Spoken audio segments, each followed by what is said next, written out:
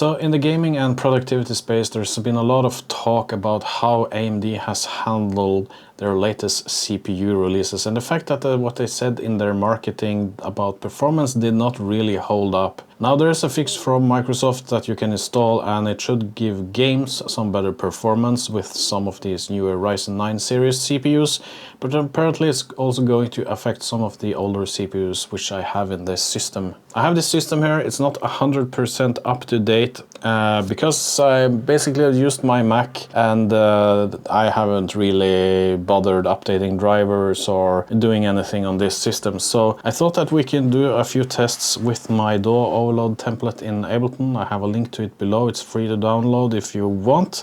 Run some Cinebench and see what kind of results I get with this system now when it's a little bit out of date. It doesn't have the Microsoft fix installed for AMD. See what kind of performance I get now. Then I'm going to completely clean, reinstall the system, update all drivers, update BIOS, update plugins, maybe, yeah, I'm probably going to do that, of course. Install the fix from Microsoft, see if this actually increased performance in music production in some way. Okay, so let's start the initial test, try the multi-core test, see what kind of results we get before we reinstall the system and make it new again. So we can see that we have 100% CPU load over all the cores. We are currently using 24 gigabytes of memory of 32 I have in the system actually. And it's running at around 4.9 gigahertz. Okay, so multi-core score is 2003 points. Single core score is 117 points. So I have talked about this DAW Overload template before. It's basically where I am just doubling up Diva and the Serum synthesizer here, just playing some MIDI notes here just to see when it starts to crackle. And I'll try it with 512 buffer size and 32 in buffer size. I'm not really looking at the CPU meter on the Ableton Live thing here because that's the audio engine CPU load, not necessarily the system load. You can download this template. There's a link in the description below if you want to try it on your own. It also have the presets for the plugins there. It's just some basic oscillator thing, nothing really fancy, honestly. What I'm doing is I'm listening for crackle in the sound, and if I don't hear any crackle, if I start hearing crackle in the sound, I'm considering that it's overloading. So 130 here, you could hear a little crackle. You can actually see the CPU meter here going in the roof. So that's pretty good. It's actually using the available resources, but let's reduce it to 119. Still crackling. Okay, so 100 tracks. Still crackling a little bit. Yeah, let's go to 80.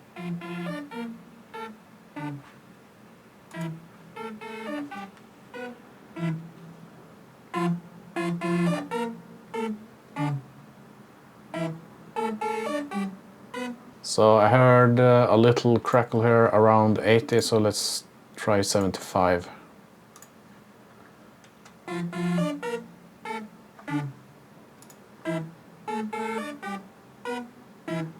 $75 worked, let's try 77. Heard a little crackle there, so I guess we can take it down to 76. I think that's the limit here right now. So 76 tracks before I have done anything or reinstalled the system. Let's change it to 32 in buffer. Actually, I can't set it to 32, I have to set it to 48. That's the lowest on my PC here. Crackling right away with 76 tracks, so let's reduce it to 45 maybe.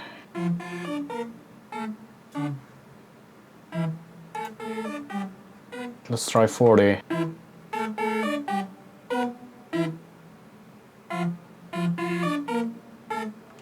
Heard a little crackle there, let's reduce it to 38.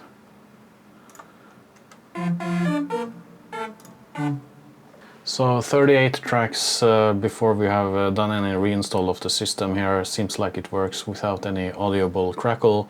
So let's reinstall the system and everything from scratch, clean install, install all updates, fixes from Microsoft, and yeah, see if we get any better results or not. So we need to get our priorities straight when we set up a new system. So some World of Warcraft and Diablo 4 is already installed, but this is a fresh installed system and I'm going to set it up for music production. Now this is not going to be the kind of Rolls-Royce music production setup because I use this PC for other things as well. So I'm just going to tell you what I usually do when I have a new system. So on Windows you should do certain things. So what I do is that I go into my power plan, just search for it, and you have a kind of a hidden field underneath there, and I go in there and I select high performance.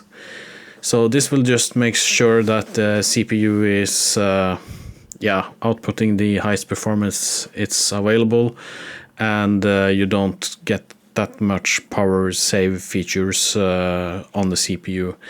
You can go in and make a custom power profile, and you can also set it so that the CPU always is at 100%. This is not something I do because, again, I think that's something you perhaps do if you record live on the PC. The PC is just something that stands in the corner of a studio or maybe on a stage somewhere. You just need it to be at 100% all the time.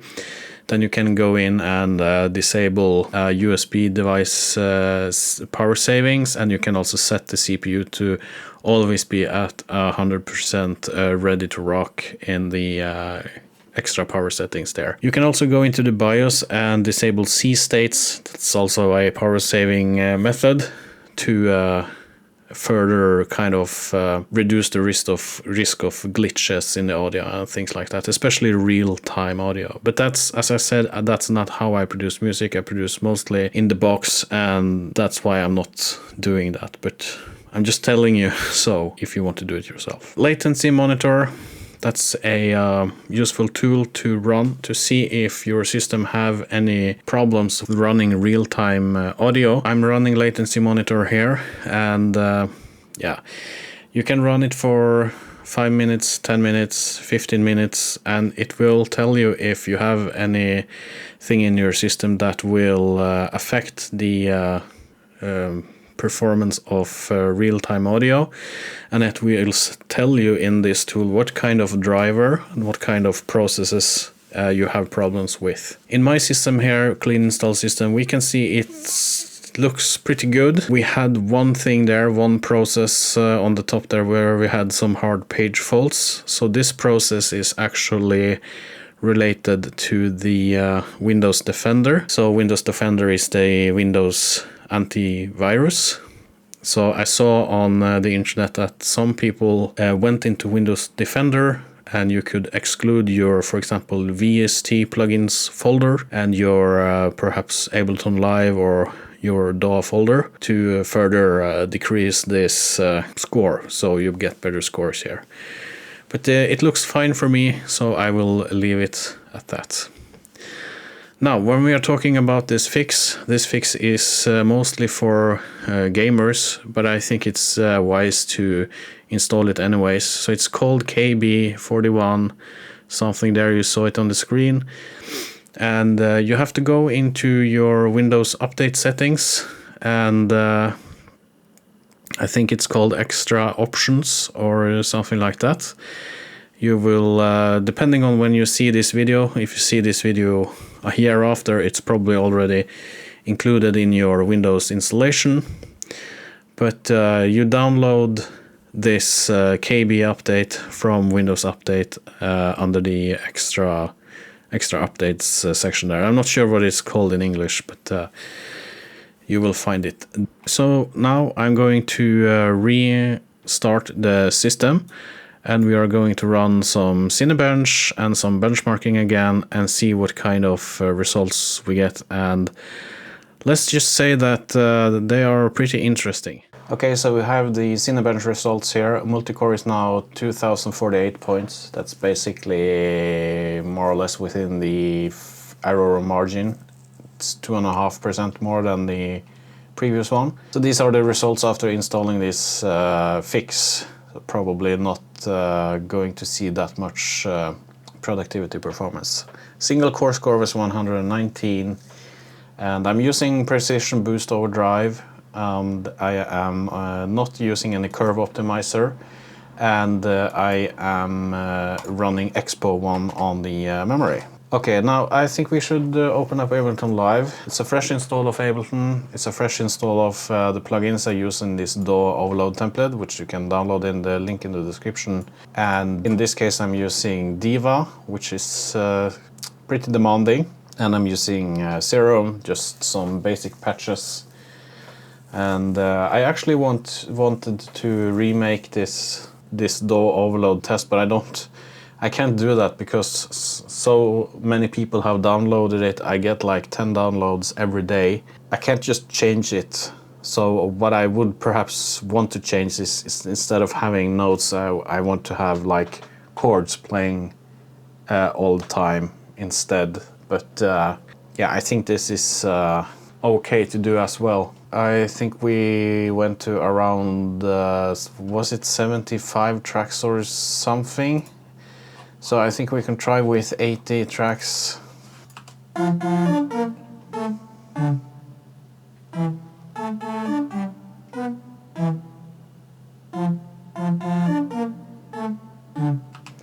Okay, that was interesting. Almost no load here on the audio engine.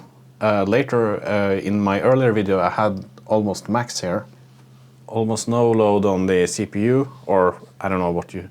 And it started to crackle around 70. And now it doesn't.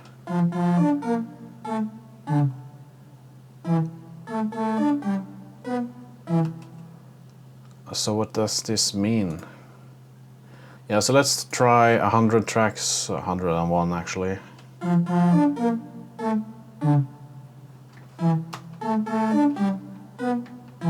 Really? What the...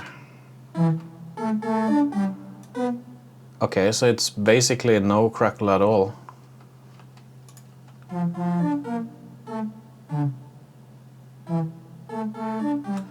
And I'm running 101 tracks. Before I reinstalled everything, I could run... How many was it? I can put it on the video or maybe something. Around 75, I think. Okay. Let's try... I don't know, 130 then.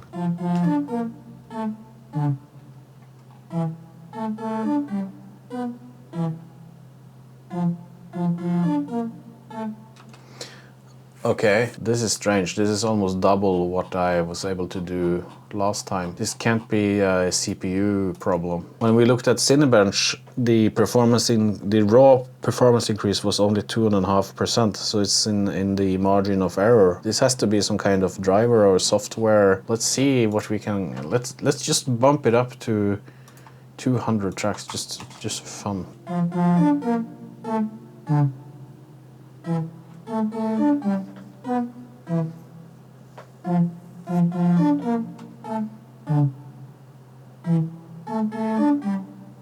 Okay, so 200 tracks, even that works. So I'm running Diva here. And Serum. Newest version as of the recording of this video. This is really strange. So let's try 250 then. See how that works.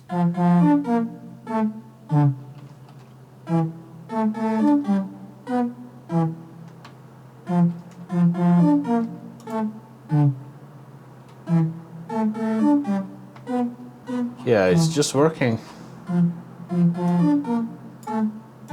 Can hear the CPU fan going.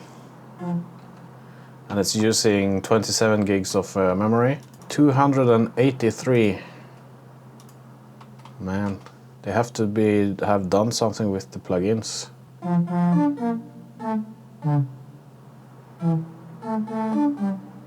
Okay, a little crackle there, 303. It's pushing the CPU actually, I can hear the CPU fan going.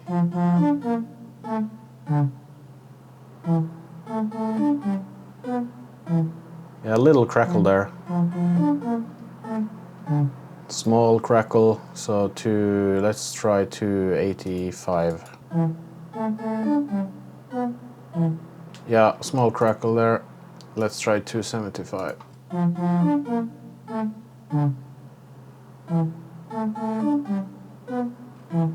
Yeah, basically it was able to run a lot more. Let's see what happens when we reduce the sample rate, or buffer down to 48. I guess this wouldn't work. No. Let's see what happens with the CPU meter if I do this. The question is Ableton able to tax the entire CPU? Let's test that now and just see what happens with this CPU here.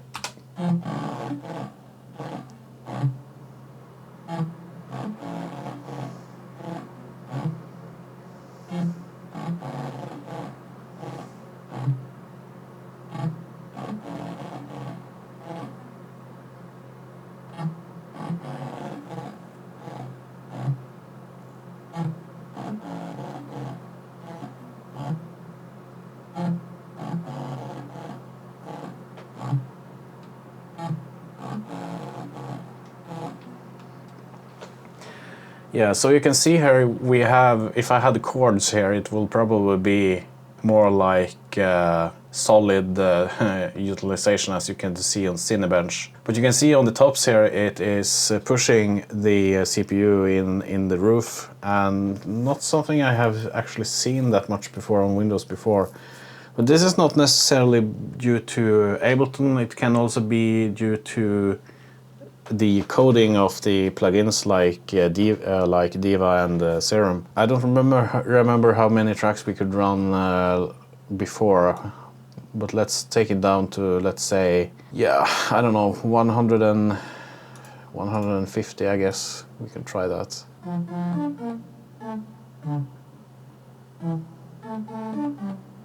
Okay, some crackle here, but man, 150 tracks with Diva. Let's try 130. That's fun. So my memory card became empty of gigabytes.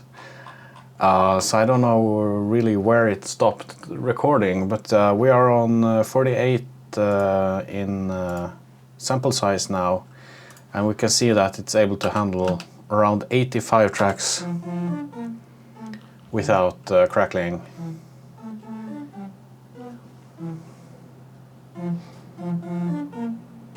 After doing a new install of stuff here.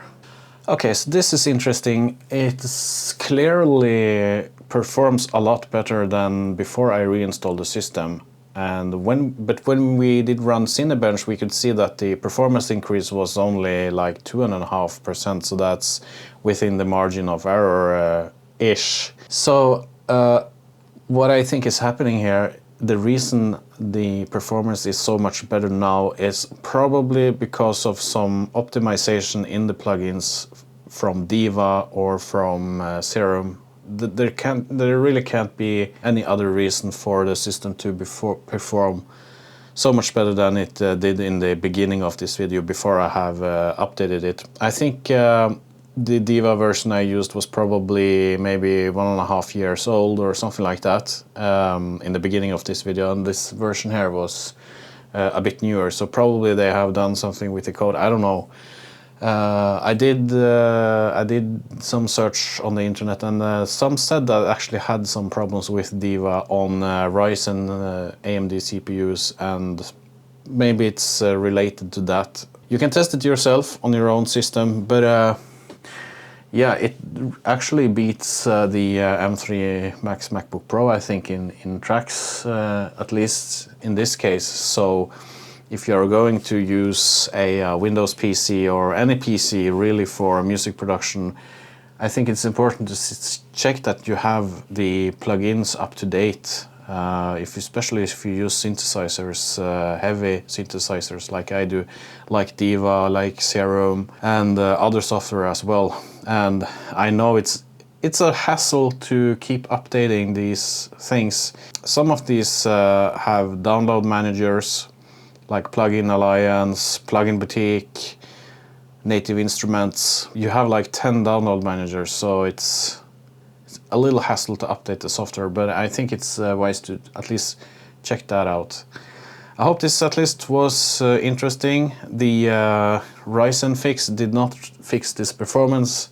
I think it's the software and the plugins, just to be absolutely 100% clear about that. So yeah, let me know what you think in the description below, and I will see you probably in the next one. Take care and goodbye.